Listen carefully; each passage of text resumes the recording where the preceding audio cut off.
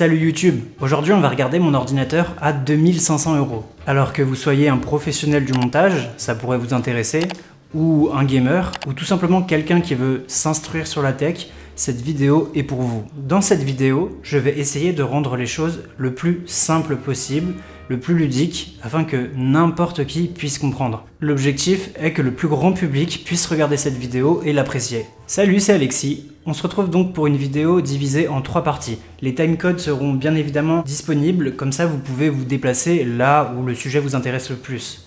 De plus, au début de la vidéo, je vais faire rapidement un lexique pour les personnes qui n'ont absolument aucune idée des rudiments de la tech. Que ce soit une carte graphique, que ce soit un processeur, toutes les personnes qui veulent en savoir un tout petit peu plus et qui n'y connaissent rien peuvent regarder ce lexique. Alors pour la première partie, je vais tout simplement vous faire un lexique non exhaustif, comme ça vous aurez les termes pour ceux qui n'y connaissent absolument rien. Lors de la deuxième partie, je vais parler de mes composants, je vais en faire le listing. Et dans la troisième partie, je donnerai mon avis sur ma configuration. Allez, à tout de suite. Alors pour le lexique, on va juste voir vraiment les bases pour les personnes qui n'auraient jamais vu de PC de leur vie, ceux qui n'y connaissent strictement rien. Donc on va faire des petits rappels, ceux qui ont séché leur cours de techno ou qui n'avaient même pas cours de techno à l'époque. On va commencer par parler du processeur. Le processeur, tout simplement, là, j'en ai une petite boîte, on en parlera dans la deuxième partie plus spécifiquement, mais le processeur, il va tout simplement être là pour faire tous les calculs de votre ordinateur. Alors comme je suis complètement un néophyte dans ce game, je vous recommande cette vidéo de Pax qui lui est un professionnel et saurait bien vous expliquer comment fonctionne un processeur.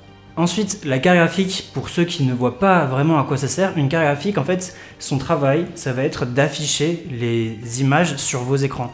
Par exemple, si vous êtes en jeu, c'est elle qui va donc charger les images et vous les faire afficher. Son travail est un petit peu réservé au visuel. C'est ça qui va la différencier en fait du processeur.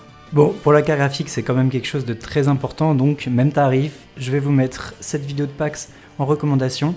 Alors sachez que toutes les vidéos que je vais mettre en recommandation seront dans la description, comme ça vous pourrez facilement aller dessus si jamais ça vous intéresse. Alors pour la carte mère, c'est un peu comme si c'était le lieu de rencontre entre tous les composants de l'ordinateur, que ce soit le processeur, la carte graphique, les barrettes de RAM, le moyen de stockage. Elle va pouvoir permettre de mettre en lien tous ces composants-là. Alors pour votre carte mère, il y a beaucoup de choses à prendre en compte, vraiment énormément de choses. Que ce soit le socket, que ce soit le PCIe, est-ce que c'est du PCIe 4.0, du 5.0, le Wi-Fi, les sorties qui sont derrière, est-ce qu'il y a tout ce qu'il vous faut? Donc je ne m'aventurerai pas dans les détails, encore une fois, mais je vous recommande cette vidéo-là, qui est en plus très complète et qui est d'actualité. Alors, pour la barrette de RAM, on est sur de la mémoire instantanée qui va aider l'ordinateur à pouvoir répondre rapidement aux besoins du processeur. Donc, si jamais vous ne voyez pas vraiment ce que ça peut être, j'ai trouvé une bonne métaphore. La RAM serait comme un bureau où, tout simplement, quand vous allez ouvrir des fichiers, la RAM, en fait, vous allez tout poser sur ce bureau-là. Donc ça va pouvoir permettre à vous-même de prendre très rapidement tous les objets qui sont sur le bureau, au lieu d'aller devoir les chercher dans des tiroirs ou ce genre de choses. J'espère que cette petite métaphore va vous aider à comprendre, en tout cas moi je la trouve plutôt limpide. Bon alors concernant l'alimentation, là très clairement c'est très simple, un ordinateur a besoin d'électricité, l'alimentation va venir afin de fournir cette électricité. Pour rentrer plus dans les détails, en général, les récentes, elles sont modulables. Vous allez pouvoir brancher cette alimentation à votre carte graphique, parce qu'elle a besoin elle-même d'être directement branchée. Il existe des technologies qui permettent d'éviter ça, mais là, c'est vraiment très spécifique. Aujourd'hui, on va rester sur du concret. Elle va aussi pouvoir permettre de brancher la carte mère, comme vous voyez derrière moi. En avant-dernier, je vais vous parler des moyens de stockage. Aujourd'hui, il existe plusieurs technologies. Donc vous avez le disque dur, celui que normalement tout le monde connaît, donc le HDD. Vous avez ensuite le SSD qui est SATA. Quand le SSD est arrivé, les vitesses de chargement étaient vraiment beaucoup plus folles. Et ensuite, après le SSD, on a connu le NVMe. Donc là, c'est plus spécifique et ça va avoir des taux de vitesse de transition des fichiers qui va être encore plus incroyable que le SSD avec son cap SATA. Parce qu'en fait, le cap SATA, vous allez devoir le brancher à votre carte mère et sur votre SSD. Et le câble SATA va en fait être comme un goulot d'étranglement pour votre SSD. Donc le NVMe, on va directement prendre, c'est une toute petite barrette, on va la brancher sur la carte mère et en fait ça va permettre qu'il n'y ait pas ce goulot d'étranglement et qu'on puisse donc transférer des fichiers à une vitesse vraiment dingue. À l'époque, les HDD, les disques durs, en fait, on disait que c'était plus fiable, c'était plus lent, mais on disait que c'était plus fiable et surtout qu'on pouvait stocker plus. Maintenant, aujourd'hui, en fait, on arrive sur des tarifs où les SSD et les NVMe, ils sont devenus tellement moins chers, le prix a tellement baissé que c'est devenu tout aussi intéressant en fait d'investir là-dessus, surtout que par exemple pour votre système d'exploitation, si vous l'avez pas sur un SSD ou un NVMe en 2024, les gars, je vous plains parce que votre ordinateur va mettre vraiment des plombes et des plombes à démarrer. Et surtout pour ceux qui ont un peu des doutes sur la technologie, si vous prenez un NVMe ou un SSD d'une marque constructeur, aujourd'hui, il n'y aura pas de problème, vous pourrez écrire et effacer vraiment énormément de fois. Et vraiment, aujourd'hui, on arrive à un stade où vraiment, il n'y a plus d'intérêt, en tout cas à mes yeux, d'aller prendre un HDD. Oui, effectivement, sur des disques durs, on va pouvoir trouver des 5, des 10 Tera, ok, mais maintenant sur de NVMe, par exemple sur celui que j'ai là, ce Samsung-là, alors là, c'est la version 1 Tera, mais j'en ai acheté un deuxième de 4 Tera. C'est juste incroyable ce qu'il fait, il travaille super bien et c'est une durée de vie vraiment très très longue. Alors, il ne faut pas confondre le PCIe du slot de votre carte graphique et de celui de vos SSD. Parce que, ils peuvent être différents. Eh bien, c'est le cas. On voit bien que pour le premier slot PCIe, on est en 5.0. Donc pour ma carte graphique, elle est en 5.0. Mais par contre, pour les NVMe, on voit bien que c'est du PCIe 4.0 et ce, pour les 4 SSD que je peux mettre dedans. Donc voilà, ce sont des choses à prendre en compte. Ce n'est pas parce que le slot de votre carte graphique est du PCIe 5.0 que ce sera la même chose pour vos NVMe. De toute façon, les deux NVMe que j'ai achetés sont du PCIe 4.0, comme vous le voyez ici. Bien évidemment, pour les NVMe, ceux qui veulent en savoir plus, parce qu'il y a énormément de choses à savoir là-dessus, je recommande encore une fois une vidéo de Pax qui en parle super bien. Bon, et pour terminer ce listing de composants non exhaustifs, on va parler des moyens de refroidissement. Donc, sur une carte graphique aujourd'hui, vous allez avoir des ventilateurs qui vont être intégrés. Donc, elle va se refroidir par elle-même. Mais par contre, pour un processeur, il vous faut un moyen de refroidissement. Donc, il existe deux types très connus de moyens de refroidissement, le ventirad et le water cooling, ou l'AIO pour les puristes, c'est comme vous voulez. Donc, un ventirad, c'est très simple, c'est tout simplement... En fait, on va brancher un échangeur qui va prendre tout simplement toute la chaleur générée par le processeur. À cet échangeur-là, on va mettre tout simplement un gros ventilateur qui va souffler dessus pour ensuite pousser la chaleur et l'évacuer. Pour un water cooling, le principe fondamentalement il reste le même, sauf que on va tout simplement utiliser de l'eau pour transporter cette chaleur sur le radiateur, tout simplement. Et ensuite, on va aller avec des radiateurs, avec des ventilateurs, on va aller souffler là-dessus. Donc, comme vous pouvez le voir, le Dragonfang 360 de Valkyrie, c'est pour le coup un water cooling, un AIO. Et forcément, vu la gamme du processeur que j'ai acheté et vu sa réputation pour le fait qu'il chauffe énormément, je m'en suis pris un. Alors après coup, je me rends compte que pour l'appellation water cooling et AIO, j'ai pas été très précis. Donc je vous explique là vite fait. AIO, ça veut dire all-in-one. Donc en fait, ça va tout simplement être un refroidisseur par eau qui est directement complètement fait et qui est vendu par un constructeur. Alors qu'un water cooling, en général, on parle de water cooling custom, quelque chose qu'on va devoir faire soi-même, où on va devoir soi-même ajouter la pompe, ajouter le liquide de refroidissement, etc. Donc voilà la différence entre les deux appellations. Encore une fois, je vous laisse deviner. Et oui, je vous redirige vers une vidéo de Pax. Non mais sérieux, Pax, qu'est-ce qu'on ferait sans toi? Je sais pas. Il a fait des vidéos sur absolument tous les sujets, c'est monstrueux. Donc allez voir sa chaîne. Donc maintenant, on va passer à la suite. 1995, on passe à la suite. On va regarder les composants que j'ai choisis pour ma propre configuration à 2500 €. Donc ici, nous avons un processeur, c'est le i9 14900KF.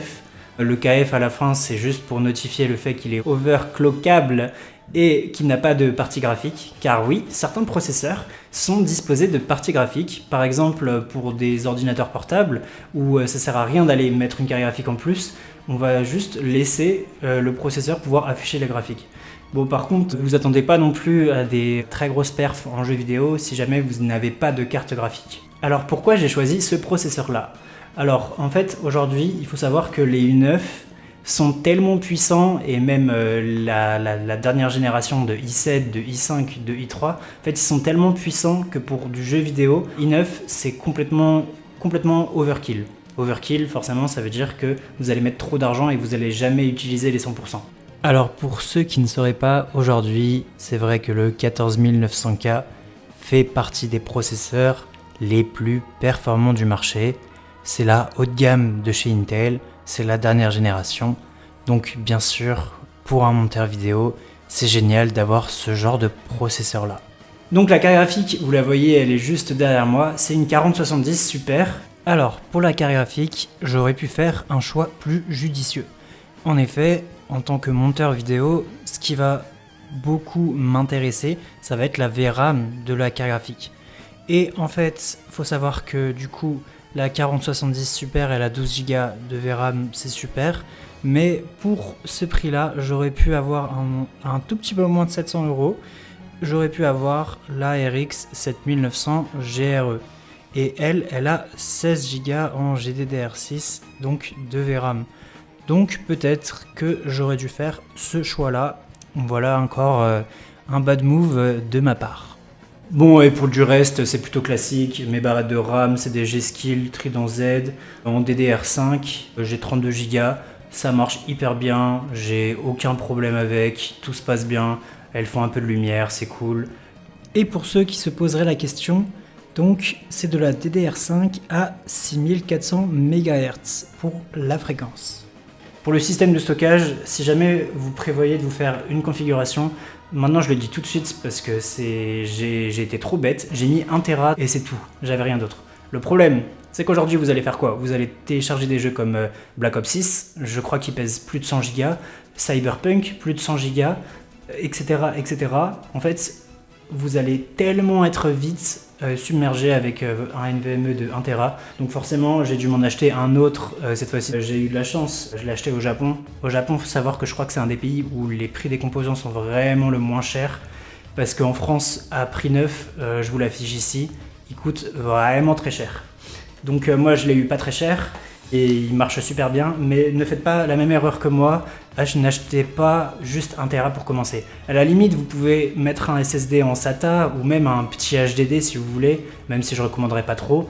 Prenez à la limite de la Gen 3, parce que ça coûte beaucoup moins cher, on a une grosse décote là-dessus, et par contre ça marche hyper bien. Donc franchement les gars, n'oubliez pas, plus de 1 Tera c'est important. Si jamais forcément vous avez une utilisation qui est de jouer à plusieurs jeux vidéo, et en même temps avoir beaucoup de fichiers sur votre ordinateur. Si c'est pour faire du Word ou du Excel, bien évidemment, ça sert à rien. Bon, maintenant je vais parler d'Asus, je vais parler de cette Asus Prime. Moi donc, j'ai du coup cette Asus Prime, donc parmi les 3 gammes de classe, entre guillemets, c'est la gamme d'entrée de gamme. Mais bon, dire ça pour cette carte mère, c'est pas vraiment vrai. Parce que celle-là, elle a des énormes dissipateurs pour pouvoir supporter, et du coup forcément mon i9 dessus, et en plus c'est vraiment bien parce que je crois qu'on peut mettre 4 ou 5, je vous renotifierai ça, mais on peut mettre 4 ou 5 SSD NVMe dessus. Donc en fait moi je l'ai prise dans le sens où je suis monteur vidéo, rajouter des NVMe c'est très important pour moi, mais c'est pas tout. À l'arrière je vais même pouvoir brancher des disques durs externes. Et en fait, ça va me permettre de pouvoir transférer, si jamais un client m'envoie son disque dur, ou si jamais moi-même je dois faire des transferts entre plusieurs ordinateurs, ça va pouvoir me les permettre de les transférer vraiment hyper rapidement. Dessus, on a du coup le Wi-Fi 6E. Je ne l'ai pas encore utilisé parce qu'avant j'avais le Wi-Fi 5, je viens juste d'avoir le Wi-Fi 6, mais j'ai toujours pas le Wi-Fi 6E. Maintenant aujourd'hui on nous parle de Wi-Fi 7, donc bref, je suis large avec. Je trouve qu'elle a aucun défaut, elle marche hyper bien, mon ordinateur n'a jamais crash. Pour les SSD, il y a des dissipateurs thermiques, franchement, Je la recommande vraiment à fond. Elle a énormément derrière de ports USB, de ports mini USB. Franchement, je la trouve très complète. La qualité du son, elle est superbe. Moi, forcément, c'est important. Donc, je la recommanderais à fond. Là, maintenant que ça fait 6 mois que j'utilise, je la trouve vraiment super. Il n'y a rien à dire là-dessus. En plus, il y a un petit effet ARGB qui est vraiment beau, on peut se le dire. Et la carte mère en elle-même, avec le petit côté espace, il y a des petites bulles, comme vous voyez ici. Franchement, je trouve ça vraiment beau. Elle est super belle, elle fait vraiment le taf. Et pour ma configuration, avec mon boîtier blanc, elle rend hyper bien. Parce que comme ça fait un contraste noir et blanc. J'ai un peu mixé les deux, quoi. Et pour terminer, on va parler du coup de mon moyen de refroidissement. Je vais pas le prendre, c'est trop lourd, la boîte elle est trop lourde. Mais en tout cas, je suis très pareil, satisfait de dingue sur ce refroidissement. Il fait pas de bruit, il marche de dingue, alors que pourtant j'ai mis un processeur 14900 à l'intérieur. Il refroidit très bien, il est cool avec son petit côté RGB, voilà. Pour ceux qui aiment ça, comme moi. Et honnêtement, il coûte moins cher que d'autres water cooling. Et il a en plus des performances vraiment qui sont incroyables au niveau du refroidissement. Donc franchement, moi je le recommande à fond. Il me semble que c'est une marque qui est pas très connue en Europe, c'est une marque qui est plus connue en Asie, Valkyrie. Je le trouve vraiment super beau. Les ventilateurs marchent très bien, ils font pas de bruit. La pompe marche, il n'y a pas de souci. Le petit côté RGB est cool. Et pareil, l'unboxing, l'expérience, elle est cool. Il y a un hub à l'intérieur. Il y avait de la pâte thermique de fourni. Bon, ça, j'imagine que c'est un peu normal. Il y avait un mini porte-clés, il est cool. La boîte, elle est belle.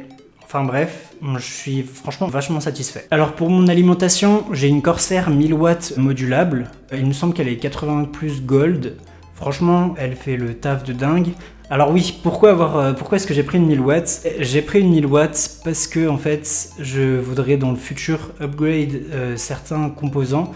Donc oui, aujourd'hui avec ma configuration actuelle et surtout ma petite carte graphique qui consomme pas énormément, ça sert à rien d'avoir du 1000 watts. Voilà, je vous le dis clairement, c'est overkill. Mais par contre, si jamais demain, quand il va y avoir les 5000 qui vont sortir et que je gagne au loto et que je vais mettre une 5090, eh ben je vais pouvoir le faire sans problème. Donc j'ai plus pensé à l'aspect longévité de l'ordinateur. Je préfère m'acheter une bonne alimentation maintenant et qu'elle dure sur le temps plutôt que prendre une alimentation ric-rac et devoir la changer. Ça m'embêterait un petit peu, quoi. En tout cas, très satisfait de l'alimentation, elle fait son taf, jamais eu aucun problème. Bon, alors là, le boîtier, il est vachement connu, c'est le Cooler Master Box. Il est mesh, c'est-à-dire qu'il n'y a pas de vitre, parce que j'ai vu qu'il y avait d'autres prototypes, d'autres modèles avec une vitre devant, mais je trouve que ça casse complètement l'intérêt du boîtier. C'est justement son super airflow et sa très bonne aspiration. Franchement, le boîtier, je le trouve très beau. Il est fourni avec 3 ventilateurs en façade. C'est du format ATX, donc vous pouvez mettre ce que vous voulez. Un AIO 360, moi j'ai réussi à le rentrer, donc vous arriverez aussi à le mettre dedans. La vitre, elle est cool. La vitre, elle s'enlève de manière assez ludique pour pouvoir le nettoyer facilement. Elle est légèrement teintée d'ailleurs. Donc ça veut dire que si vous êtes un tout petit peu cracra, que vous nettoyez pas souvent votre ordi, en fait, vu qu'elle est légèrement teintée, on voit pas la poussière, mais on voit les composants. Je l'avais pas acheté spécialement pour ça, mais c'est cool, ça donne un bon côté. Je le trouve vachement beau, je le trouve vraiment magnifique ce boîtier. Il n'est pas non plus, pour les 3 ventilateurs fournis et tout ce que je viens de vous dire, il n'est pas non plus à un prix qui est déconnant. Cooler Master, ils savent y faire, très clairement. Moi, je suis très satisfait. Il n'y a aucun souci avec. Maintenant que j'ai tout présenté, je vais donner un petit peu les côtés que j'aime bien et les côtés que j'aime moins bien de manière générale en fait sur l'ordinateur. Honnêtement, en tant que monteur vidéo, franchement, c'est vraiment génial. Si vous commencez le montage et vous avez la chance comme moi d'avoir pu mettre de l'argent de côté et de mettre 2500 € dans un ordinateur, franchement, je trouve que la config, elle est très très confortable. Je vais pas vous le cacher quand même. Alors, pour un petit peu compléter la conclusion que je viens de faire, je dirais que ce serait quand même pas mal d'upgrade ma carte graphique, ça me résoudrait pas mal de problèmes. En fait, lorsque je fais des rendus, ma carte graphique est à 100% et mon processeur est à peine 25-30%. C'est pas normal, c'est parce que ma carte graphique est petite par rapport au processeur.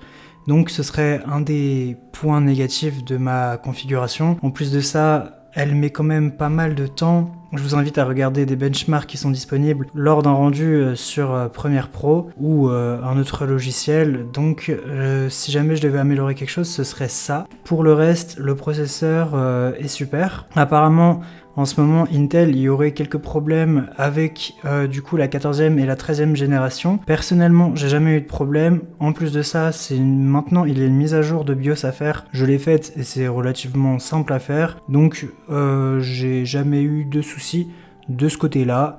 Merci à l'élite qui est restée jusqu'à la fin de la vidéo aussi.